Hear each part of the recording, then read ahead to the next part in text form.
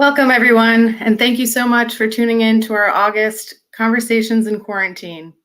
We're excited to take part in another great conversation with our good friend and advisory council member, Charlie Shaughnessy, and this evening's special guest, Lara Jill Miller, the voice of some well-known and beloved cartoon characters. We're all looking forward to meeting her and hearing about her journey from Broadway to television to the world of animation. Charlie has been a longtime volunteer for RFK Children's Action Corps, which was created to carry forward the legacy of Robert F. Kennedy to promote social justice. A renewed awareness of systemic racism, again, speaks to the urgent need for true equality and fairness in society.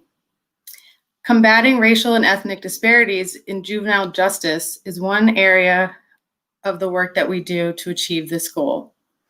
Minority children are arrested at rates that are far higher than that of white children. Our Detention Diversion Advocacy Program, DDAP, works with juvenile courts to help Black and brown children avoid the dangers of detention and find a positive path forward. This evening, we are fortunate to have a special guest by one of the truest champions of the program and longtime friend of the organization, retired juvenile court justice Leslie Harris, who also serves on the board of the Robert F. Kennedy Children's Action Corps. This pandemic has added to the urgency of keeping children out of detention and has put additional stressors on families already facing food and job insecurity, health disparities, and more. The frontline staff here at RFK Children's Action Corps are among those heroes in our midst, providing services and meeting the essential needs for kids and communities every day. Our kids need us more than ever. You can find out more about the work that we do on our website and ways you can help at www.rfkchildren.org. Thank you, Lara, for joining the conversation this evening, and thank you, Charlie, for your continued commitment to and passion for the work of the RFK Children's Action Corps. Thank you, everybody. Enjoy the show. Thank you. Thanks, Anna. Thank you. And thank you to everyone joining us this afternoon. I'm Charles Shaughnessy, and welcome to another conversation during the time of coronavirus, during quarantine. I think we call this conversations during the time of quarantine. As you know, this show is presented by the Robert F. Kennedy Children's Action Corps. And today I'm delighted to have two guests, as Anna mentioned. Later on in the show, we're going to be talking with Judge Leslie Harris, retired Judge Leslie Harris, who has been a champion and advocate for the Children's Action Corps and for the program that you heard about, DDAP. We'll be talking to him a little later on about that in more detail. But first of all, I want to welcome this extraordinarily talented, wonderful young lady who has really checked all the boxes in showbiz. She has done it all. She's been in song and dance on stage. She has done TV shows, and she's currently carved out an extraordinary niche in the world of voiceovers. Almost every animated show that you watch will probably have her voice in it somewhere. So without further ado, it's my great pleasure to welcome Lara Jill Miller. Ta-da! Ta-da! We should have like a little sort of cartoon. Hi, Lara Jill. It's so good to join us today. Thank you so much. Thank you. You know, we have a lot of things in common, but three things in particular I noticed. One is obviously our experience in the theater, acting, and the other is law. You took it a lot more seriously than I did. I sort of flirted with it briefly and got a degree in law at Cambridge, but then gave it up. But the third thing that we have in common is Mr. Dick Van Dyke. Yes. Who I know that you worked with very early on in your career. I worked with him a little later on in my career and found him just a total delight. But I was wondering, as a young 5-year-old, I think, when you first worked with him, you presumably didn't have much knowledge, firsthand knowledge of his career at that time. I wasn't 5. I wasn't 5. How old were you? 10, 11. Oh, But I did know him. I knew him from Mary Poppins. And when I first met him, he was so tall and I was so short. And I shook his hand and I saw his big white sneakers. And then I went from the floor all the way up to his face. I was like, ooh. I have a funny story of when I first met him. Music Man. I did the Music Man with him. It was a tour, and then we were on Broadway. And I had gone to New York on sort of a bet. I was doing dinner theater at home in my hometown, and I sort of got sent to New York on a bet to say, tell us all what a real New York audition was like. And at that time, I went in for an open call for Evita, and there were about, I don't know, 860 children there, and I got narrowed down to the last 5. And they picked, I think, 2 or 3 kids with blonde hair, and they asked us if we didn't outgrow the show, would we be willing to dye our hair? And sort of that was it. That was my first experience. But on my way out, I heard familiar music in the door next door. And I poked my head in, and I said, what are you guys doing in here? And they said, we're auditioning for Music Man. And I said, oh, goody, can I audition? Because I didn't even know what Evita was. And I had just done the Music Man at this dinner theater at home. And they said, hold on a second. And somebody else came out the door, and that was a very short man, and that was Michael Kidd, Tony Award-winning choreographer, and he was the director of the Music Man. And he said, do you sing? And I said, yeah. And he said, do you dance? And I said, yeah. And he said, do you have an agent? Oh, no. He said, do you play the piano? And I said, yeah. And he said, do you have an agent? And I said, no. And he said, do you have a manager? And I said, no. And he said, can I have your phone number? So I gave him my phone number. I told my mom that I gave a stranger my phone number. I was yelled at. She was making a phone call in a phone booth to my dad to tell him what bus we were coming back on. Yes, it was that long ago when there were phone booths. And that was it. And by the time we got home, there was a message on our answering machine, and it was all garbled because that was in the day of, cassette tapes. And it was like, could you come in tomorrow to meet Mr. And we didn't know what it said. So we came in, my dad and my mom and I drove into New York. I met Dick Van Dyke. I sang, danced, played the piano, did the scene with him, did everything. And on the way home, 2-hour drive, the entire time I said, starlight, star bright, first star I see tonight. I wish I may, I wish I might be in that show with Dick Van Dyke. Starlight, star bright, 2 hours. Drove my parents crazy. And that's adorable. Honestly, 2 or 3 days later, first day of school, I got a call into the principal's office. My dad got on the phone and he said, so kid, want to go on the road? And I was like, yes. And that was it. And then I hung up the phone, and the secretary in the school said, you can't get personal phone calls in here. And I said, well, that's okay, because I'm never coming back. Yeah. And that's how my career started. You were going to be Amaryllis. For how long were you on the road with that? It was like 10 months, 8 months or 10 months. It wasn't supposed to be that long of a tour, but it just kept getting extended and extended. Right. And apparently they couldn't find a theater to get back into in New York because Niederlander, Schubert, and, they had to plan all that. So we ended up in the City Center, which is a really big theater. And, right. and then we had a really short run. Right. But it must have been an amazing adventure at your age, be on the road, all those different cities. It was brilliant. I mean, my mom had never even traveled very much. I mean, well, she had lived in Brazil, but in the United States, we went to Reno and right. Los Angeles, San Francisco, Chicago, Minneapolis. It was great. It was great. Another suitcase, another haul, right? Another suitcase, except in my case, it was new suitcases because when we first went to New York, all of our suitcases got stolen out of a hotel, and then we had to stay at Christian Slater's house. Christian played Winthrop when I was doing Music Man. Wow. And then we had to buy everything new and, new from toothpaste to underwear, Fantastic. Now, my memory of Dick Van Dyke was that he was permanently singing and dancing. I mean, or was he like that back then? I did a Diagnosis Murder, and the minute they shouted cut, he would just go into a little private song and dance all the time. Well, we had, separate dressing rooms, so I didn't see him, right. In between. I do know that, he had to sing and dance a lot in the show. And I remember in Reno, Nevada, we had oxygen tanks backstage. Oh, my gosh. Because of elevation and stuff. So, right. No, he just was the nicest guy, and that's it. He was really nice. And then you went from that so then how did Give Me a Break come up? That was much later. That was a few years later, or was Well, that pretty much? I went from Music Man and then came back home and then pretty much had an audition, a general audition. Like it was on 42nd Street, right off of 8th Avenue in New York City, above a peep show. Honestly, that was the building. And Right.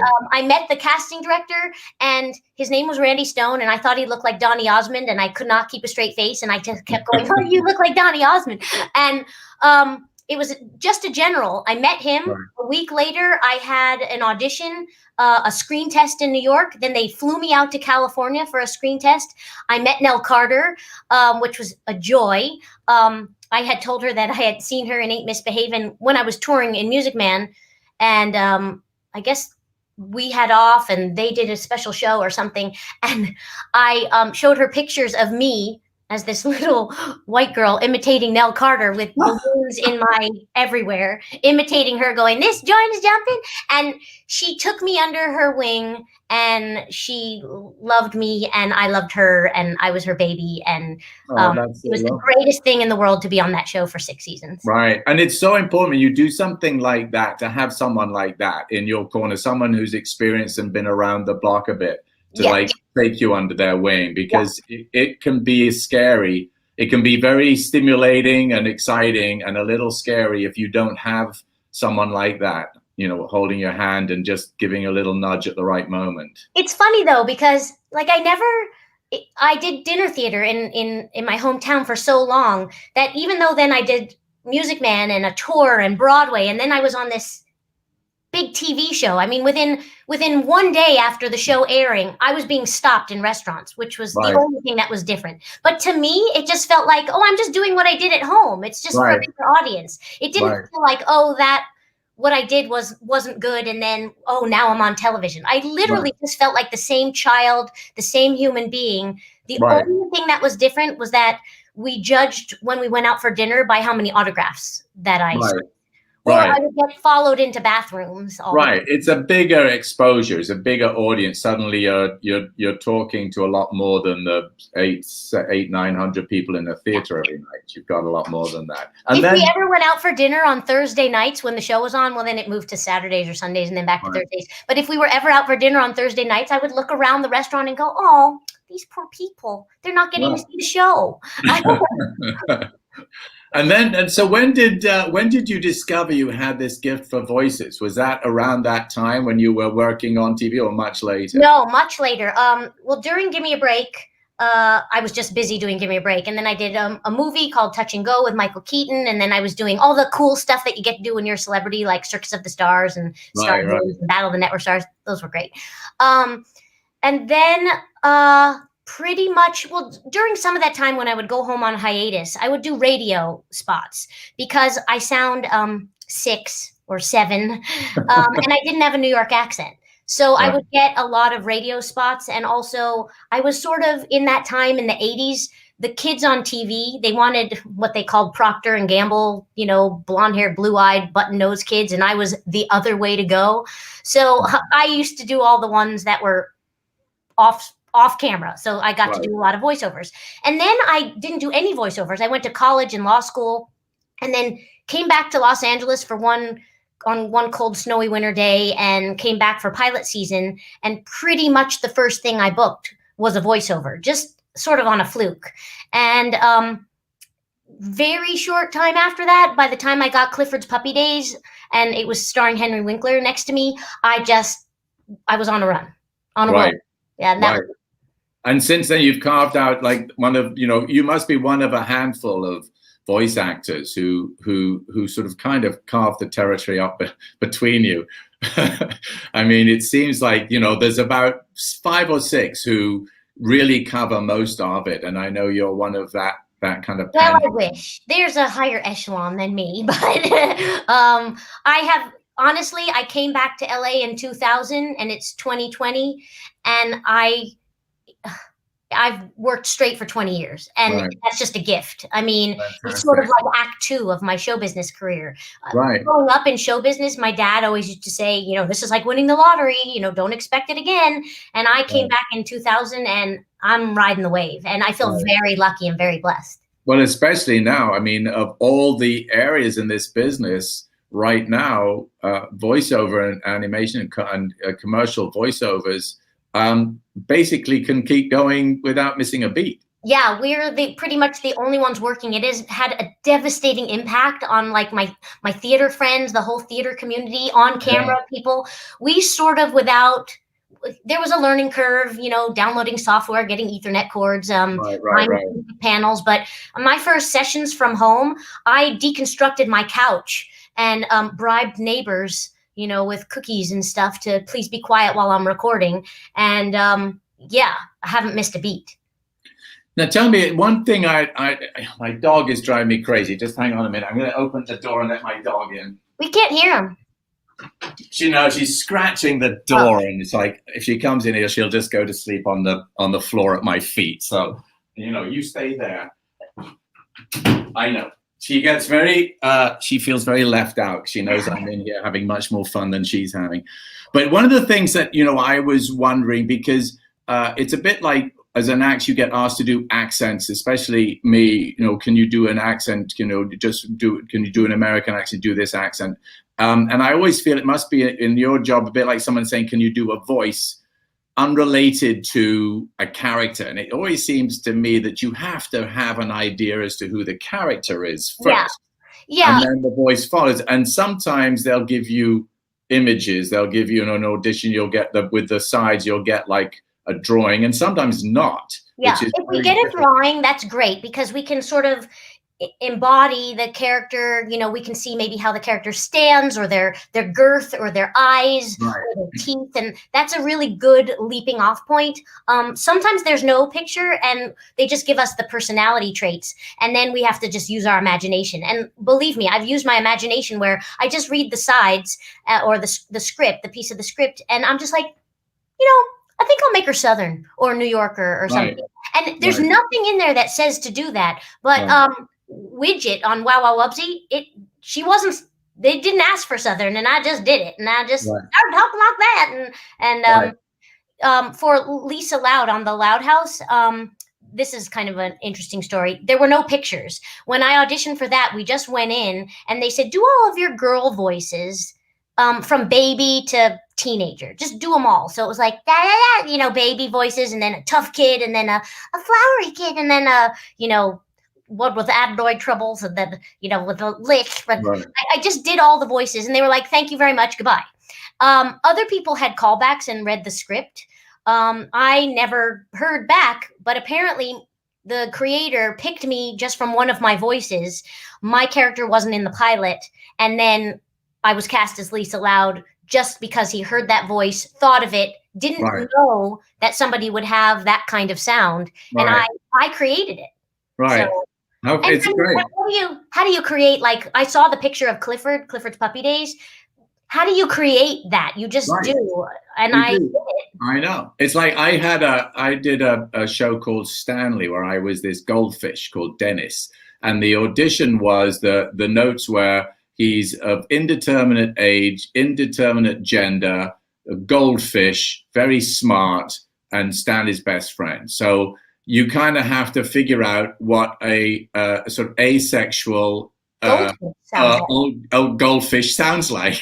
It sounds gold. You just throw it out there, and someone somewhere goes, after listening to thousands of tapes, they go, oh, that's a goldfish. That's the sound. And you're like, oh, okay, great. Yeah. You know, do 5 years of a series being a goldfish. I heard that, like, when I got Clifford, when I first met everybody, they just said, when we heard your voice, that was it. I mean, how are you supposed to know what the voice is of a blue dragon on Doc McStuffins or a purple hippo? I mean, it's just whatever they want. Yeah. Which was I had one experience which was like I wonder if you've had one like this, where I went in on something, I got a call from my agent, and someone wanted me to do promos for Doc Martin. It was on PBS, and it was the promos. They were showing Doc Martin. And so I went in and I said, this is great. And I said, now, before I do this, have you heard which voice would you like? I don't know how you want me to sound. And they went, oh, no, we heard your demo tape, and that's why we wanted to cast you. And I said, oh, that's great, but there's like 15 voices. Yeah, which one? I'm assuming it's like, you know, Doc Martin, tune into Doc Martin. They went, oh, this one. And in my demo tape, I did one sort of way out crazy, stupid voice for a winery. And I did the whole thing like this. Like, oh, try this wine. And they went, that one. That one. What? That's what you want? So you're stuck doing this thing you threw in as a joke. And word of advice. Don't joke on voiceover demo tapes, because what I always say to people is they're like, I can sound like a monster and talk like this. I said, only put a voice on your demo tape if you can do it for 4 hours straight. Yeah, right. It's not like, I can just do a funny voice here, a funny voice there. No, it's if you get cast to do that voice, you better be able to do that voice for 4 hours. I had to do a whole season of Doc Martin doing the whole thing. Oh, the doctor is in. Yeah. But take it from me, like Henry Hugglemonster, he was a monster, and he was always screaming, and he had a gruff voice, and he was always talking like that. And I got an ulcer. Right. Yeah. Well, this is my brother does a lot of games, electronic video games, and he says it's 6 hours of all those screams and watch out, and it's coming, and all this. And dying. Oh, yeah. Yeah, dying. They go, can you die 20 different ways, for another hour? Well, they do. Can you die small, medium, and large? Yeah. And then, can you get hit small, medium, and large? And can you throw small, medium, and large? Yeah. So now you had this whole other life as a lawyer, which is fascinating to me.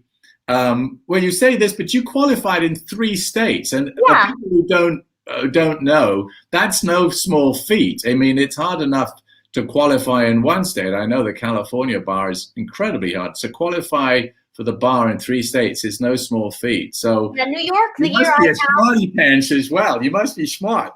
Yeah, and so kind of typecasting for Lisa Loud in the Loud House. I went to college because I was supposed to, because I wasn't brave enough to stay in Los Angeles and be an unemployed actress. So I went to college, and I graduated Phi Beta Kappa and magna cum laude, and I was on the tennis team. And then I went to law school, sort of also the way I got into show business. It was sort of like on a fluke.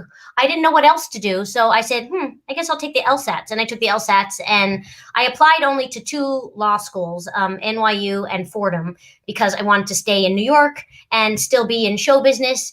And I was on the waiting list at NYU, and then I got into Fordham, and then I just started because I only wanted to live at Lincoln Center, which was really cool. You can tell where my priorities were, though, because I think I missed my law school graduation to do Peter Pan. I was still doing summer stock at the time. And when I finished law school, I took the Pennsylvania and New Jersey bars because I thought, I'm going to give up show business and I'm going to go be a real life lawyer. And then I was still in New York and still working and still doing summer stock and still doing some voiceover stuff, not animation, but commercials. And so I said, I'll just take the New York bar. So I took the New York bar that summer. And then I worked at a very large law firm on the legal. I was a legal assistant. I worked on the night staff, which was, we should write a sitcom about that, because the night staff was all dancers and singers and actors and whatever. And I worked there for about 2 or 3 years, and still traveling to LA and thinking I wanted to get in show business again, and, doing summer stock. I went to North Carolina and did summer stock there in Blowing Rock. Greatest few summers. I loved it there. And then just one day I was like, this is dumb. I should actually be a real live lawyer. So I went to one interview. I got the job. I literally went to the interview and I said, I passed 3 bars, but I don't even know where the courthouse is. I mean, I didn't know anything about being a lawyer. And I was good. Part of being a lawyer is being an actor.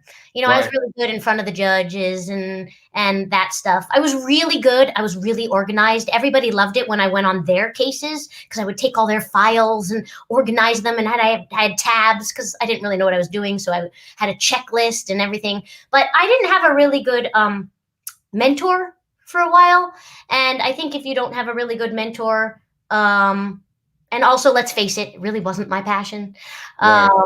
And just one cold, snowy winter day, like I said, I came back out to LA when my friend said, hey, you could stay with me. And I said, don't say it twice. And I said, hey. She said, you can stay with me. And I came out, and I honestly auditioned. Like I said, it was the one thing. It was animation. And I got onto the Amanda Show on Nickelodeon. I did an episode of General Hospital. I did an episode of Chicken Soup for the Soul. And I was just like, hey, I'm back. Bye. And that was it. Right. I sometimes think I could have, continued and been a pretty good lawyer. Sometimes I think I could have been a doctor. But do you know many? I don't know many happy lawyers. Most of my friends that did continue law and are lawyers, they're not particularly. They don't enjoy it. It's not Yeah. something I can say that they really enjoy as a Most lawyer I knew. in litigation. Most I knew when I was leaving, they said, "Go, be free, follow your dream." Right. A lot of them I knew, they stayed being a lawyer because, they got elevated to be a partner, and then they got married, and then they had kids, and then they had expenses, and, they were just like, go, do Right. that. I've always wanted to be a ski instructor. Right. Exactly. Fly, little Fly, bird. be free. But now one of the things that we talked about is, the fact that this job, you can do it during COVID. What other ways have you been handling this lockdown? Have you found other ways of keeping your sanity? A lot of FaceTime and a lot of Zoom calls. It's not like I have a really humongous social life, so it's not like I've been missing out going to, parties and bars. I don't do that anyway. Right. I've missed out on flying home. Right. Really, I've been doing a lot of this, which is right. I mean, I can't say that my wife and I have missed much of a beat. Like you, we were kind of homebodies anyway. Yeah. And apart from, not being able to see our kids as much, and I would, haven't been able to fly back to England to see my mom, it's actually been kind of peaceful, and there's been a little less noise, which has been nice. I haven't felt like I need to be on the phone to my agent wondering what's going on. So yeah.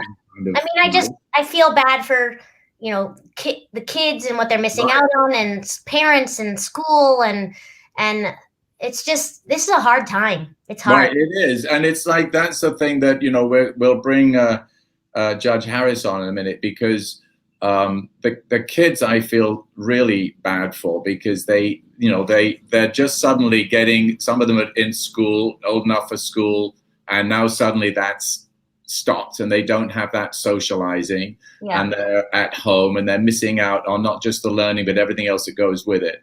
And the other thing is, a lot of kids are stuck in very bad situations at home, abusive situations, and things where school is a kind of relief at times, and they're not getting that.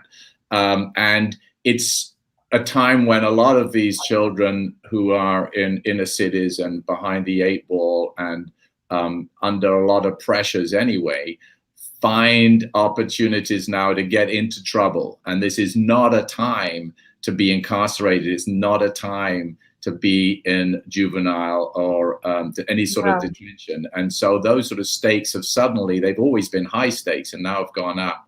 Now's the time to not get in trouble, and now's the time to stay at home and watch the cartoons that I watch the cartoons. Now, one question before we go, bring in Judge Harris. There's a question here. Do any of your characters help raise awareness about social issues?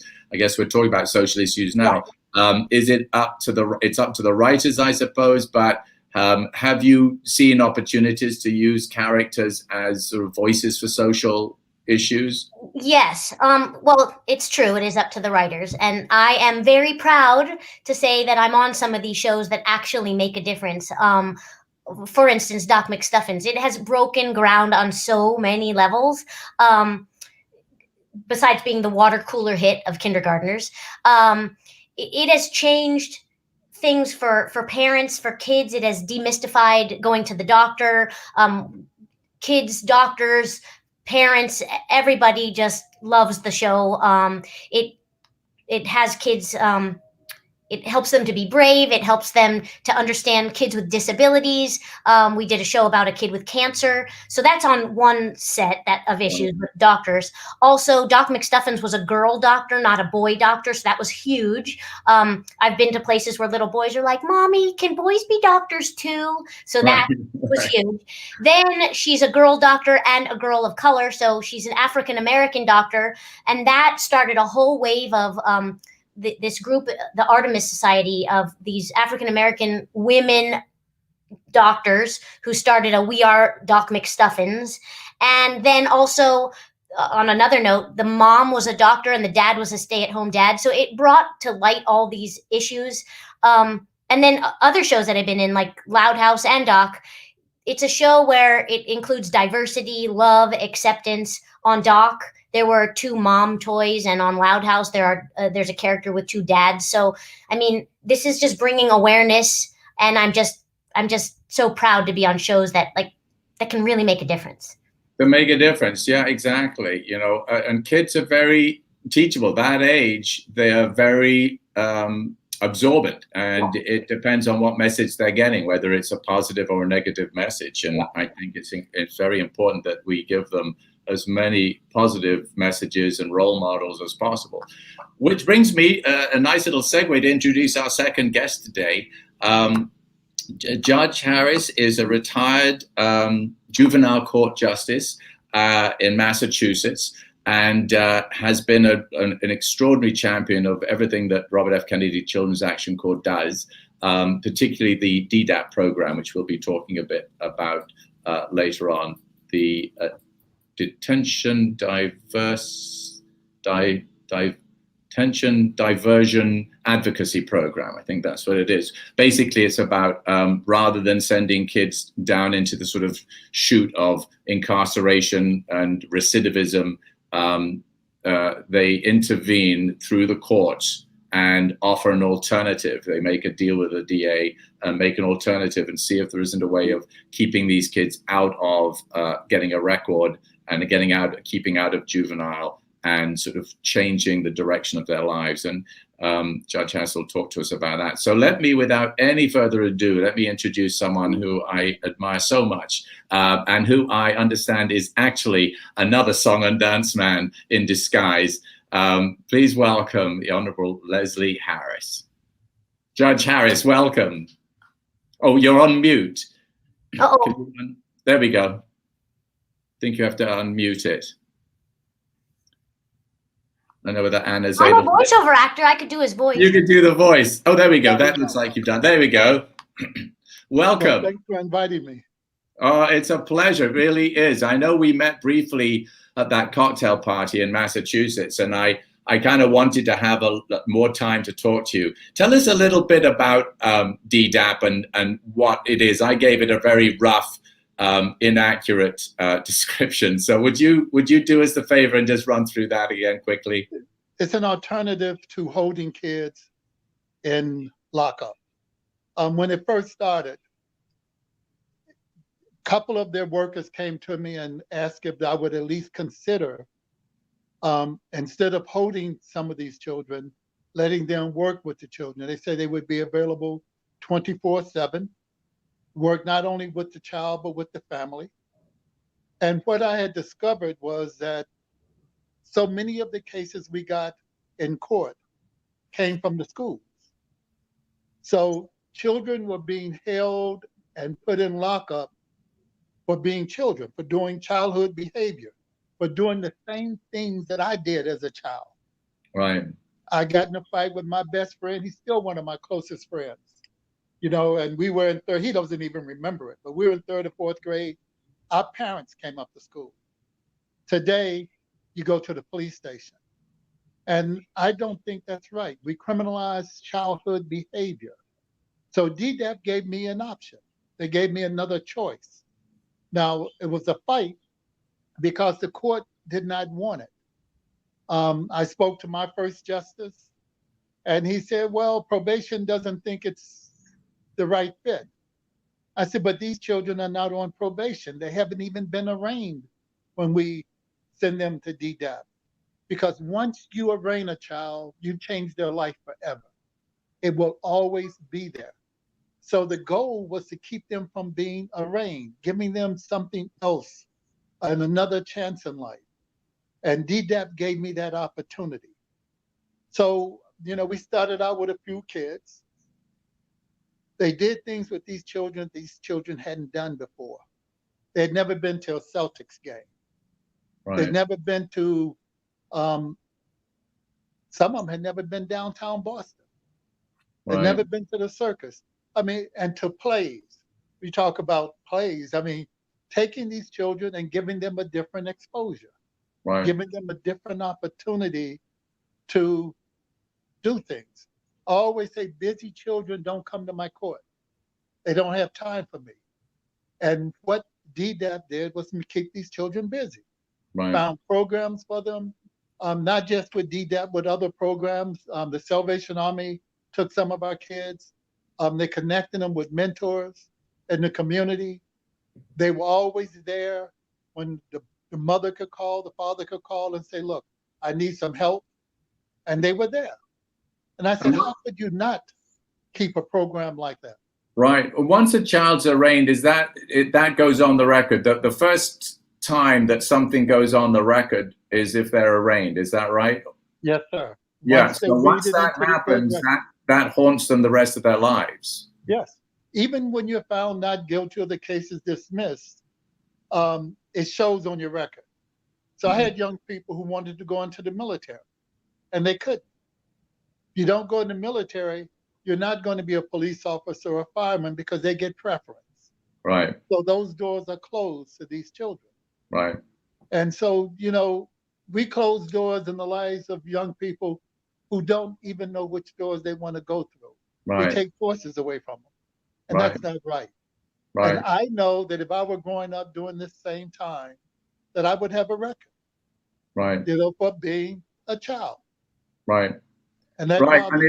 And it sort of mushrooms out from there. I was, once heard a lot in Hollywood about the minority representation in the movies, and how we need more diversity, more diverse directors and producers and writers. And I always feel like the problem isn't Hollywood's problem. The problem starts when they're 10 years old, that they are not in a position to say, I'm going to become a film director, or I'm going to study film, because they're either in and out of prison, or they're dealing with just trying to survive. The opportunities have to start way earlier than once you get to Hollywood. They got to start when you're 10 years old. That kid that comes to your courthouse, your courtroom, and there's intervention, and they're shown theater, and they're shown an alternative, can then end up being a film director, rather than going down the chute into incarceration and never even have that as an option. So it's that early. I know is that I tried to drop out of high school. My senior year, I was just bored. And I was leaving high school, but I was a musician. And we played the clubs on the south side of Chicago, but we practiced at school. And so I would slip back into the school every day to go to band practice. Well, the assistant principal caught me. And Dr. Henry Springs. And what he told me, I can't say on TV or to the language that he used, but he told me what he would do to me if I missed another day. And Henry Springs didn't say things that he didn't mean. So right. I didn't miss another day of school. Right. And so I got the opportunity to do things with music that I wouldn't have gotten if I had dropped out. I was saying that you were saying you had 3 things in common with Lara. Well, we all have 2 things in common. I wanted to be an actor. And I'm not a singer, but I was a dancer musician. And I wanted to be an actor, and I was in plays in high school and college. And even in grad school, I stayed with it. And what I found, just as Lara said, the best lawyers are the best actors. Right. Become the center of attention in the courtroom. Nobody noticed anybody else when I walked into a courtroom because I was the center of the world. And I miss that. I miss being a judge. I miss my job so much. But in Massachusetts, you have to retire at 70. It's never too late to be an actor, though. I was going to say, maybe it's time Lara, she's had a whole bunch of careers. It's time for you to pick up the top hat and tails. Well, that's a thought. I'm so involved with so many community groups. Great. Trying to make a change for children. Right. That I try to connect my groups. I've talked to Tom, because I've met some of these kids, and you can tell they have talent. Like, there are some that given the opportunity and even being given put the idea in their head it's possible, could be voice actors who have, terrific talents, whether it be on stage or in voice or in music, but no one's ever really suggested seriously that they could do that. I have so many young people who come in front of me saying they're going to be music producers, and I said, "Oh, you read music?" "Oh, no." Yeah. I said, "That's like saying you're going to be a writer, but you can't read." Right. Right. One of the young ladies that I fell in love with who came in front of me was Jasmine. You could see the potential in this child. Right. She should never have been in front of me in court. Well, I referred her to DDAP. I don't think she wanted to go, but she went. And she became one of our stars. She came back. She's now working with DDAP and working with Robert F. K. She finished college. She's a dental hygienist and going to law school. Right. Well, I remember you said. And if she goes to law school, she'll then end up being an actor. Well, I remember once you said, Judge, you said to one of the kids in front of you, "I never want to see you in this court again unless you're working here." Yes. And so maybe Jasmine will be. She'll be someone who she'll be back in your court, but she'll be working there. One of the times I was really, really low, I lost a kid. He was killed on the streets. And I was feeling like I was a failure, that I should have been able to find some services for this child. And I was thinking about retiring then early. And I got an email from a young lady who had come in front of me. She said, "You won't remember me, but I was a 16-year-old angry young woman whose parents were going through a divorce, and I had been arrested for shoplifting, but had also already been accepted to Harvard. And I said, now I won't be able to go because I'm going to have a criminal record." She said, "But I was blessed to come in front of you and you didn't let them arraign me." She said, "I want you to know that I graduated from Harvard. I got my law degree from Stanford." And she said, "I'm working with the 3 Strikes program." She said, "I want to let you know that I'm paying it forward." Wow. Now she's now in New York as a public defender. And I am, you talk about somebody picking you up when you're really low and feeling lost. That letter, if I didn't do anything else, Jasmine and this young woman made it all worthwhile. Right. No, I mean, it's remarkable, and it's a testament to what you've done and your faith in these kids and the work and the faith that the whole organization, the RFK Children's Action Corps, has. That's really it's so moving, and you realize there is hope. It's like on those dark days, it's stories like that make you realize that the human spirit can triumph, and it's a wonderful thing. And I think that should stay with you the rest of your days. And the thing is, DDAP should be in every city and town in Massachusetts, but beyond Massachusetts, because it makes a difference. I had the opportunity to sit in other parts of the state. I sat out in Western Mass, and the issues were so different from Boston. I had a young man, and I was one of those judges. At 9 o'clock, I was on the bench, and I expected everyone to be there. And this young man came in, it was well after 10, and you couldn't do that in my courtroom. But this police officer was there, and he said, "Judge, I can explain why he's late." I said, "You can explain why he said, "Well, Judge, he lives in a different town, in a mobile home out in the woods. They don't have a car, and there's no public transportation between their town and this town.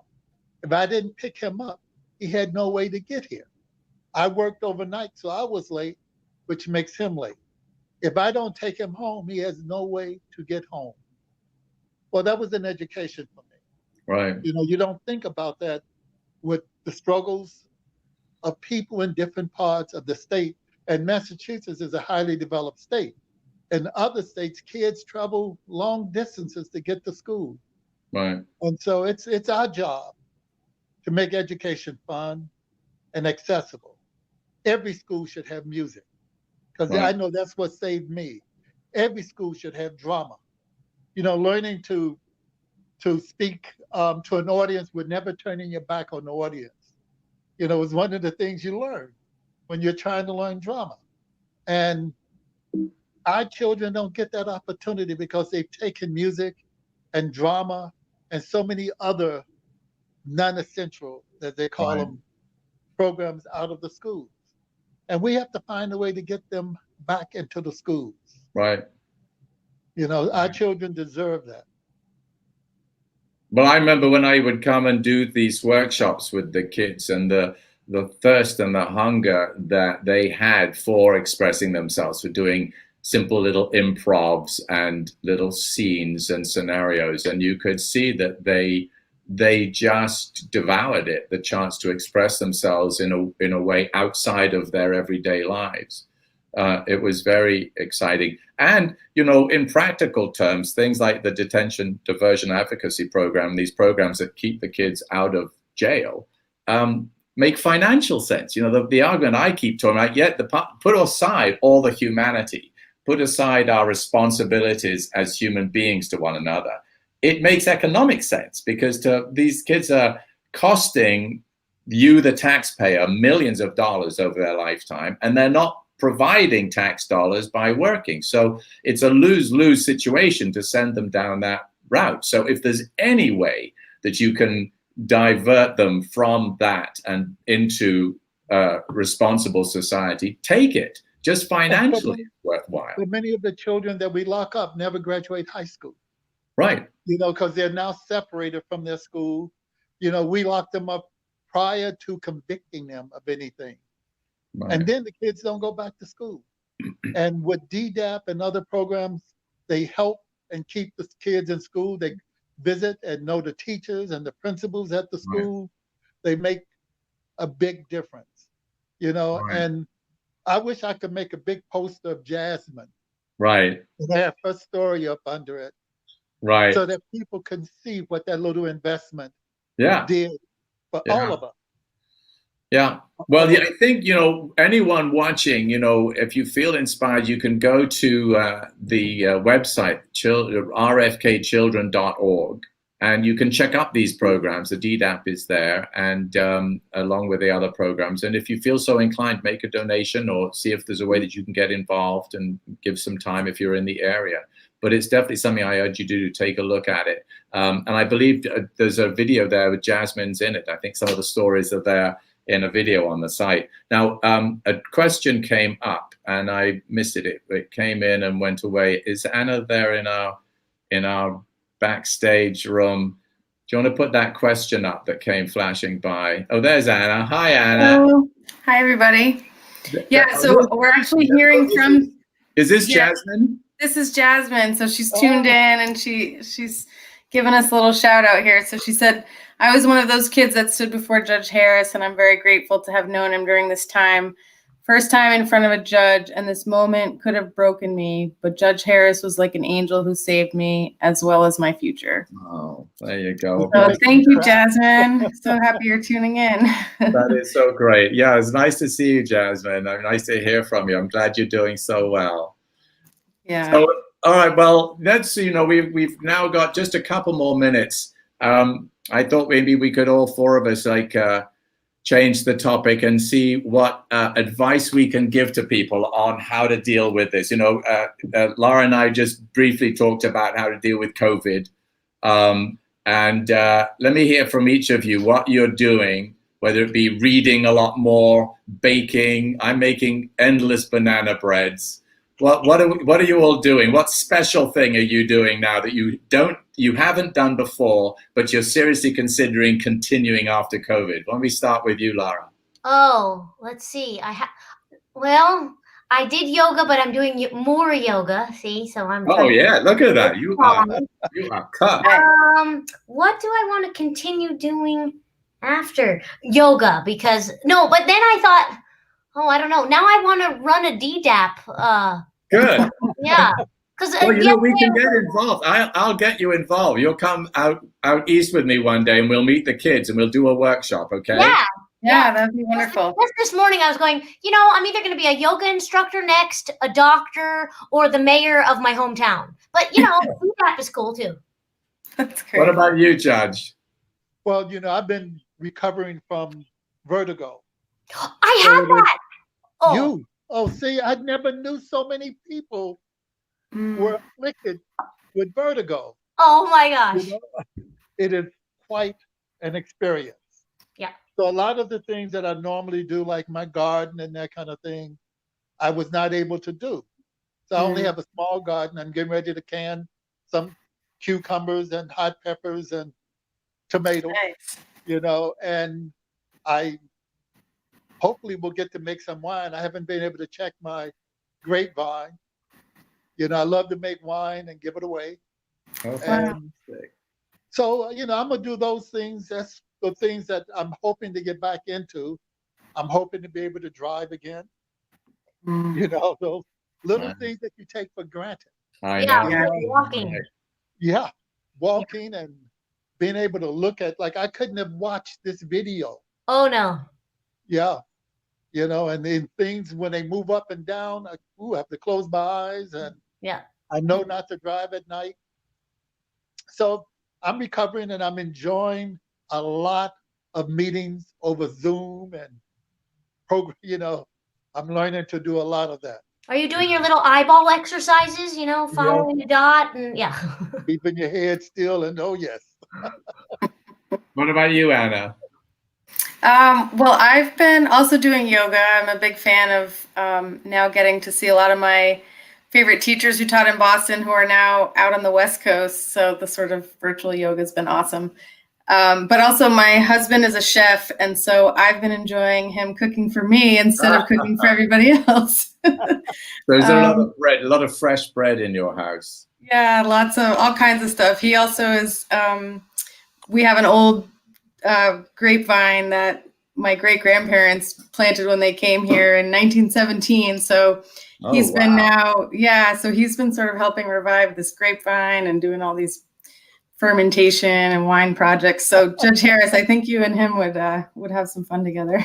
That's fantastic. You guys should, you should combine on a vintage. Yeah, there you go. A DDAP vintage. There you go. Yeah. Good. Well, that's good. Well, yeah, I've been just baking a lot, and I'm going to continue making my banana bread and spaghetti sauce. I got a bunch of tomatoes. We planted tomatoes, and it's been incredibly prolific. And so I'm making spaghetti sauce and banana bread, and long may I continue to do so. I'll be right over. Yeah. It's actually rather good, I have to say. I'm enjoying it. Well, this has been so much fun. I thank you all for joining us. I think we sort of just about covered everything. Thank you, Judge. Thank you, Lara, for joining us. I'm going to get back in touch, and we're going to go east and do a workshop with the kids one day. Yeah. It's really fun. Fun. We'll have a lot of fun. And they just change your mind. They brighten your day so much because they come from such horrendous situations, and they are so happy and grateful to be taken notice of, just to be, being noticed. But I'm just putting it out there. We don't have to wait for COVID. We can do it like this. We could do this. Yeah, we could try it. Stuff on and have them all come on and Right. That would be great. That would be fun. Do their little voices. Well, thank you all. Thank you, Anna. Thank you, Judge. And the rest of you, thank you for tuning in. Thank you for your comments and questions. And as I say, go to rfkchildren.org and take a look at what we're doing there and see some of the stories. And if you feel so moved, then you can make a donation either financially or with your time. So that's it. And until the next one, thank you all. Stay well, stay safe, and see you next time. Bye now. Thank you, guys. Bye.